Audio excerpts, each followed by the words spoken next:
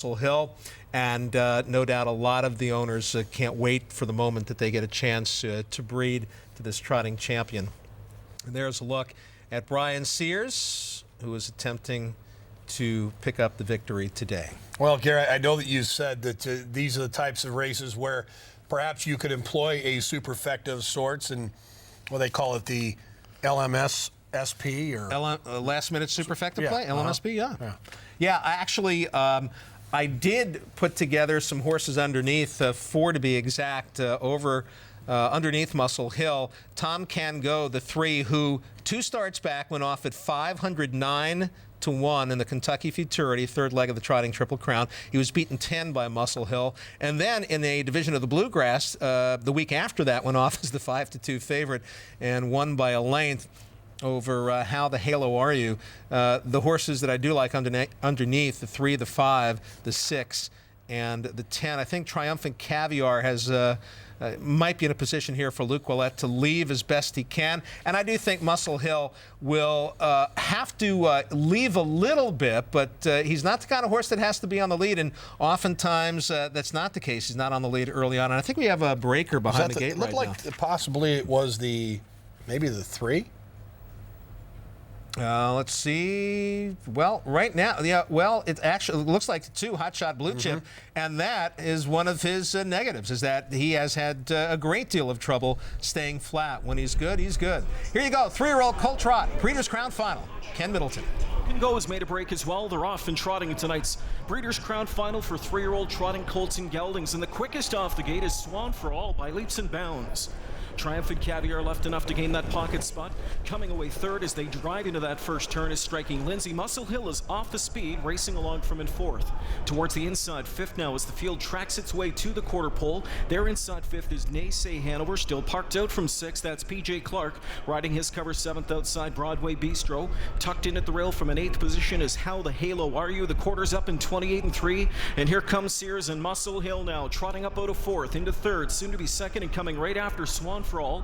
So Swan for All will lead the 3-year-olds to the backstretch on a 2-length lead. Here comes Muscle Hill. Muscle Hill is grinding away first over now for Sears. He is second on the outside, but still a full length away from Swan for All. Swan for All inside, Muscle Hill on the outside, and Muscle Hill will take over command. Half is up in 57-2. Muscle Hill on the outside, still working for the front. Swan for All back in second, 3 lengths in third to Triumphant Caviar. Then it's another 4 lengths back inside fourth to Striking Lindsay. Well back in fifth as they continue into the far turn is Naysay Hanover. So the field trots to the final turn. Muscle Hill is up front, his lead 2 lengths now as he begins to step away from Swan for All, who's back in second. Third towards the inside, Triumphant Caviar, and it's 5 lengths further back inside from fourth to Striking Lindsay. 3/4 in 124 and 1/5, and as they come off the turn off stride went Swan for All. 3/4 in an amazing 124 and 1. Muscle Hill 26-4 in that third quarter, and it is Muscle Hill still up front. He leads by 4 lengths. Coming on in second is Triumphant Caviar. Then back in third, back on the trot is Swan for All. Deep stretch lead for Muscle Hill. It's 20 straight. It's back-to-back crowns for the undisputed king of trot. Muscle Hill wins the Breeders' Crown by over 2 lengths, and he's home in 154 1/5. Triumphant Caviar second, and finishing third was Swan for All. He threw a 26-4 third quarter, Adam, in the first Breeders' Crown Final, race number 2. We saw the Pacers, Yellow Diamond, go a 26-4 third quarter, and the horse sitting second here, Swan for All, who did have the lead. Muscle Hill took over from that one, made a break, looked like the horse was just getting tired and couldn't stay on gate there. And the 6th horse, Triumphant Caviar for Luc Ouellette, will be second best. But you see Brian Sears just wrapped up here. He's cruising to the wire. This is just obviously just a privilege to be part of this, Gary, and watching this horse and just being geared down throughout the lane, and an amazing attempt. And in fact, Swan for All, as it came off the top of the lane there, in fact, inside the pylons, and coming in 167. But Muscle Hill, what a champion. Well, he has now done something that his 3 predecessors could not do in the 3 most recent years. Last year, 2008, Dewey, Cheatham, and Howe could not win the Breeders' Crown. Donato Hanover in 2007 couldn't do it. And the last trotting Triple Crown winner, Glide Master, in 2006 also not in the winner's circle, finishing second. There's an inquiry posted. It may very well have to do with the horse going inside the pylons at the top of the stretch, Swan for All, but I'm not 100% sure. But I would be sure that there's absolutely nothing to do with Muscle Hill. This is what we're looking at, or they're looking at, the judges up at Woodbine, and maybe we can re-cue it. We might have just missed that point here. Coming down the stretch, all Muscle Hill. 20 consecutive victories, and he will go out. And now that he has won this race, and take a look, 1-9 over 80-1 over, and again, maybe the superfecta, see an 80-1 shot, finishing second in there, Sarge. Hopefully making for a pretty decent exotic play there. Hopefully. Well, and obviously, you know, it's all but a foregone conclusion that he'll be Horse of the Year, and the only horse to have gone undefeated in that season of becoming Horse of the Year. You can see Swan for All. He thought perhaps maybe I could take a shortcut to beat the big guy home, but not such the case. But well, of course, topping Some Beats Somewhere's record of $2.244 million with a win today.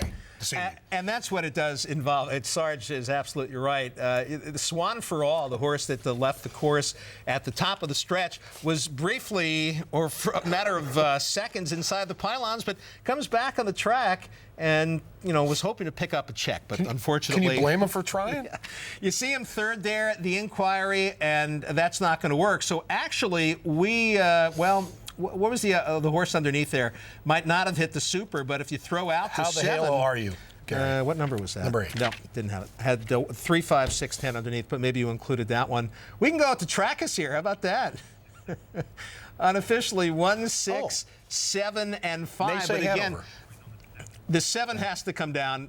There's no question about that. He went inside the pylons. He's going to come down. It's just a matter of time. And then they'll move up the 8, right? Next horse under? Actually, the 5. Naysay Hanover. Oh, the 5, okay. How'd you do there? Well, again, I had the 3, the 5, the 6, and the 10 underneath. We get the 6 home for second at 80-1. Welcome back, everybody. Since 1984, 25 years of champions for the Breeders' Crown, and it produces another one, maybe the greatest of all time on the trotting side of things, Muscle Hill. Brian Sears, he won for fun. The time wasn't incredibly fast, 1:54-1, but I was just telling Sarge, you know what? It's been a long campaign. He's gone fast all year long, and even Muscle Hill has a right to get a little bit tired. Brian Sears, though, I bet you he's invigorated, and now he can really start to enjoy the season that he has had. He is in the books with a perfect season, 12 for 12 this year. Triumphant Caviar second. Naysay Hanover was moved up here as well. Triumphant Caviar second, but they took the 7 down for going inside the pylons. And what did we say before the race, Sarge? That the super seemed like the bet in race number 3. You don't want to touch Muscle Hill by himself. Yep. How about $879 for $1? And the only thing I missed was the 4th spot, because I had the 3, 5, 6, 10 underneath. So we missed the double by a whisker for $228 and just missed this one as well. But close only counts in horseshoes and hand grenades. That's what they say, Gary. But again, just a tremendous horse, and Muscle Hill going out as a winner, should surpassing that mark of Some Beats Somewhere. Earnings in a life in excess of $3.3 million. Just an amazing horse. I mean, I just honestly will remember this moment, because I don't work a lot with you during the kind of the drive time